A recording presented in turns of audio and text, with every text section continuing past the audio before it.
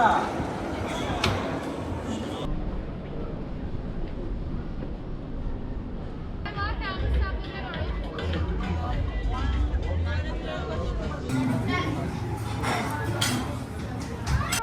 वालेकुम and welcome back from Istanbul. अभी हम ब्लू मॉस्क का टूर कंप्लीट करके, जिसका मैंने अलग से व्लॉग बना के अपलोड कर दिया है, तो अभी हम आया सोफिया की तरफ जा रहे हैं, जो कि अच्छा यहाँ पे असर की अज़ान भी स्टार्ट हो चुकी है और हमारी कोशिश ये है कि अब असर की नमाज़ जो है ना वो इसी आया सोफिया वाली मस्जिद में जाके अदा की जाए। वैसे तो ये पहले म्यूज़ियम था, अभी रिसेंटली ही इसको मस्जिद में कन्वर्ट किया है और यहाँ पे जब निकल के जाते हैं एरिया देखें कि काफ़ी अच्छा है। साथ में कुछ शॉप्स भी हैं, लेकिन अभी शॉप्स यहाँ इवन वो मकई के भुट्टे खाने का भी मूड था, लेकिन क्योंकि हमें ये है कि नमाज के टाइम तक पहुँच जाए हैं तो सामने, लेकिन फिर भी हम जल्दी कोशिश कर रहे हैं कि नमाज के टाइम तक मस्जिद में पहुँच जाएँ, तो बाकी ये चीज़ों को बाद में देख लेंगे। अभी इनफैक्ट लंच का भी प्लान स्किप कर दिया है, तो चलते हैं आया सोफिया की तरफ।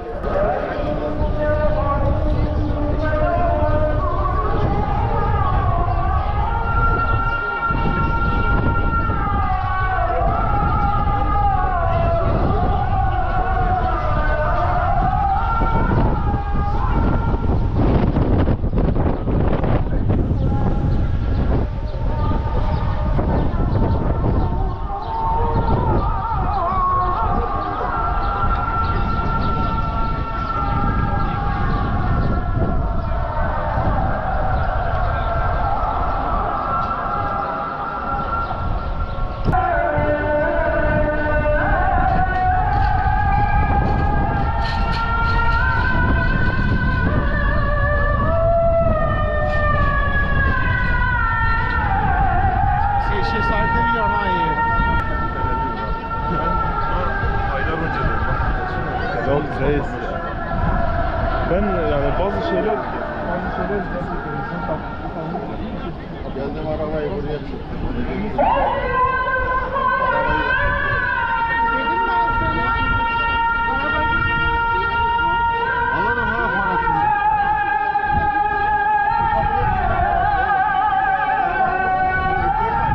अच्छा, यहाँ पे सीन थोड़ा सा डिफरेंट है, क्योंकि पीछे जैसे देखा है कि जैसे ब्लू मॉस्क या बाकी जिस भी मस्जिद यहाँ और जगहों पे गए थे तो वहाँ बिल्कुल स्ट्रेट आप सीधे अंदर एंटर हो जाते हैं। तो यहाँ क्योंकि मेरा रश बहुत ज़्यादा होगा, तो उसी लिए ये क्यू मैनेजमेंट क्यूज़ लगाई हुई हैं, बैरियर लगाए हुए हैं, उनको मैनेज करना, और आगे सिक्योरिटी के लिए भी वो सारे स्कैनर लगे हुए हैं कि हर चीज़ मतलब जैसे एयरपोर्ट की तर्ज की शायद सिक्योरिटी है कि पहले वो सारी चीज़ें पॉकेट से निकालो, बैग वगैरह, और सिक्योरिटी करके ही अंदर जाओ।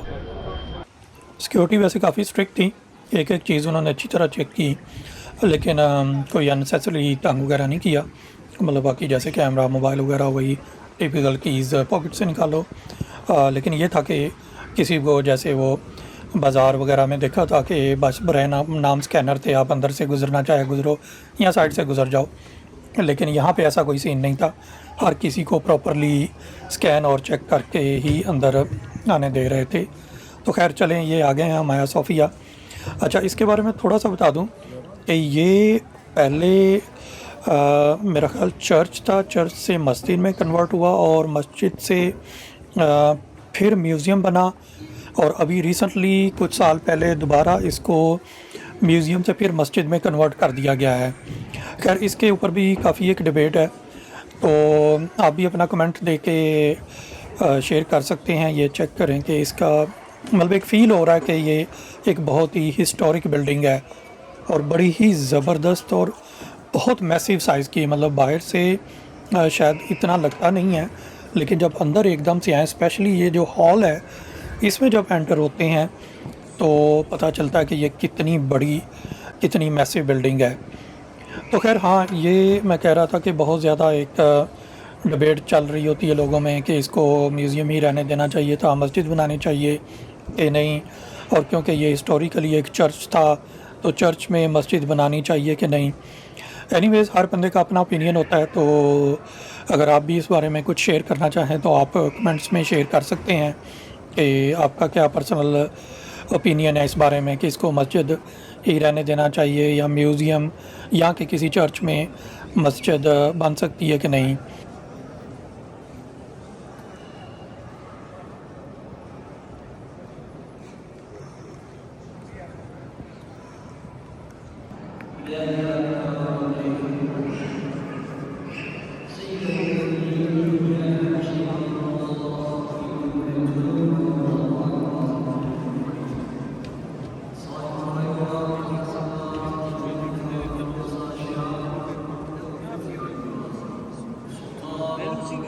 अभी कुछ टर्किश में ही अनाउंसमेंट है, यहाँ पता नहीं नमाज से पहले कुछ अनाउंस करते हैं। एनीवेज़ समझ तो बिल्कुल नहीं आ रही।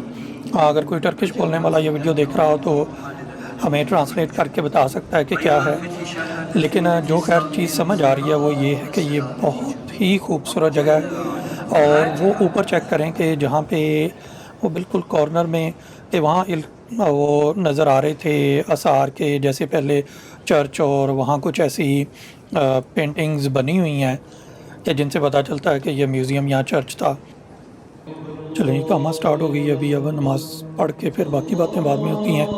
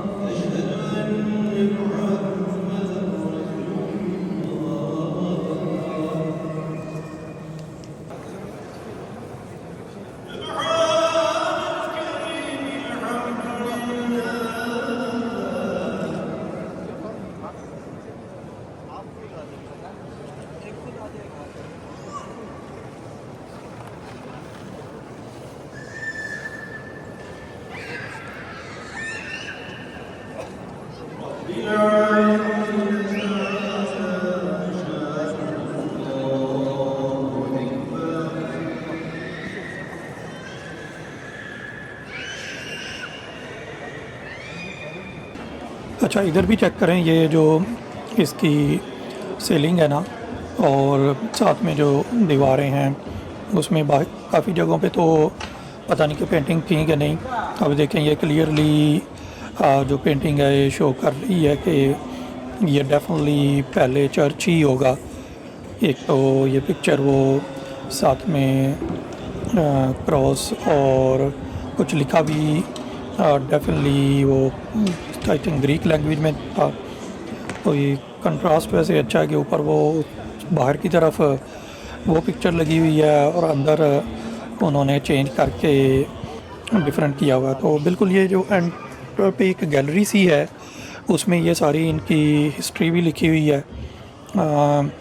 खैर जिस किसी को इंटरेस्ट हो, मैं बहुत ज़्यादा तो नहीं पढ़ूँगा इसको, वो इधर वीडियो को पॉज करके पढ़ सकते हैं। वैसे सो फार जितना भी इस्तांबुल घूमे हैं या टर्की देखा है, तो मैं ये कह सकता हूँ कि सबसे जो इम्प्रेसिव बिल्डिंग थी वो यही हाया सोफिया थी। खैर अभी ये चेक करें कि ये हम अभी उसकी बात कर रहे थे, तो ये एक और यहाँ पे कब्रिस्तान ही है। ये भी किसी सुल्तान मोहम्मद, मतलब ये जो सुल्तान इनके, वो पीछे हमने देखा था पिछले व्लॉग में, मैंने शेयर किया था कि ब्लू मॉस्क के साथ भी एक मज़ार सा बना हुआ था जिसके अंदर कब्रें थीं और वो सारी रॉयल फैमिली की कब्रें थीं। और कब्रों की हालत देख के ये आइडिया हो रहा था कि किसी रॉयल्टी की ही हैं, मतलब वो आम लोगों की ऐसी इतनी शान व शौकत वाली कब्रें नहीं हो सकती। और इधर भी वही चीज़ है कि ये भी किसी आई थिंक रॉयल फैमिली का ही कब्रिस्तान है। ये थोड़ा सा बड़ा है और इसकी कब्रों का स्टाइल भी, मतलब वो, अब ये जो भी कोई टर्किश कल्चर से फेमिलियर है वही बता सकता है कि ये जो ऊपर हर कब्र के ऊपर दो दो ये पिलर से बनाए हुए हैं और कुछ कब्रों के ऊपर सेंटर में गुंबद है, तो इनका क्या रीज़न हो सकती है। कुछ लिखा भी हुआ है इनके ऊपर, मतलब बड़े ही डिफरेंट स्टाइल की हैं। जैसे मेरा ख्याल ये रिप्रेजेंट, मतलब मेरा आइडिया ही है कि जैसे ये रिप्रेजेंट करती हैं कि जो किसी का रैंक था या किसी की स्टेटस के हिसाब से उसकी कब्र के ऊपर पिलर या उसके कवर को उस तरीके से ही डेकोरेट किया हुआ है। मोस्टली ज़्यादा यही है कि जो दो दो पिलर वाली हैं, अपर साइड और जो लोअर साइड है, दोनों साइडों पे एक एक पिलर दिया हुआ है और उसके ऊपर अरबी में कुछ लिखा भी हुआ है। तो एनीवेज मतलब वंस अगेन कि वही चीज़ कि यहाँ शायद रॉयल्टी को, जो रॉयल फैमिलीज़ हैं, उनके लिए इतनी इम्पोर्टेंस है कि उनके लिए कब्रें भी इतनी शान शौकत वाली बनाई हुई हैं। तो खैर ये बाहर ये भी अच्छा है अगर किसी ने ख़रीदने हो ज्वेलरी वगैरह। एनीवेज अभी काफ़ी हो गया हिस्टोरिक ट्रिप और काफ़ी देर से हम निकले हुए हैं, तो अभी मेरा ख़्याल लंच के लिए जाया जाए। और यहाँ पे एक सुल्तान अहमद कोफ्ते के नाम से है कि सुना तो ये है कि हमें किसी ने रिकमेंड भी किया है कि ये one of the oldest and most famous restaurant है। तो अभी तक तो खैर जितनी जगहों से भी खाया है, काइंड ऑफ जो टर्किश फूड की एक हाइप होती है उसको मेन फुलफ़िल नहीं किया, तो काफ़ी हर जगह पे डिसपॉइंटिंग ही रहा। अच्छा ये इधर क्या हो रहा है ये देखें। अच्छा ये ट्रेडिशनल जो टर्की, क्योंकि ये हिस्टोरिक साइड है तो यहाँ पे जो हिस्टोरिक टर्की वाले ये इन्होंने ड्रेस पहने हुए हैं और मतलब आप कुछ पे करके इसी ड्रेस में या इस स्टाइल में पिक्चर्स ले सकते हैं या शायद इनके साथ ले सकते हैं। अच्छा पेड के लिए अगर पे करें तो फिर पिक्चर ले सकते हैं। और मज़े की बात कि जब मैंने कैमरा उनकी तरफ दिया तो फ़ौरन चीखना शुरू हो गई कि no video no video no photo. जी तो फाइनली हम ढूंढ के पहुंच ही गए हैं सुल्तान अहमद कोफ्ते, जो यहाँ का सबसे फेमस और मेरा ख्याल मोर देन 50 ईयर ओल्ड है। तो देखने में तो रश तो खैर काफ़ी ज़्यादा है, लोग बहुत ज़्यादा बैठे हुए हैं, लेकिन वो तो खैर यहाँ पे इतना टूरिज़म है कि जहाँ भी कोई भी रेस्टोरेंट खाने पीने की जगह रश ऐसे ही है। तो ये शो नहीं करता कि यहाँ का खाना अच्छा होगा। हाँ मेन्यू इनका बहुत ही सिंपल सा है।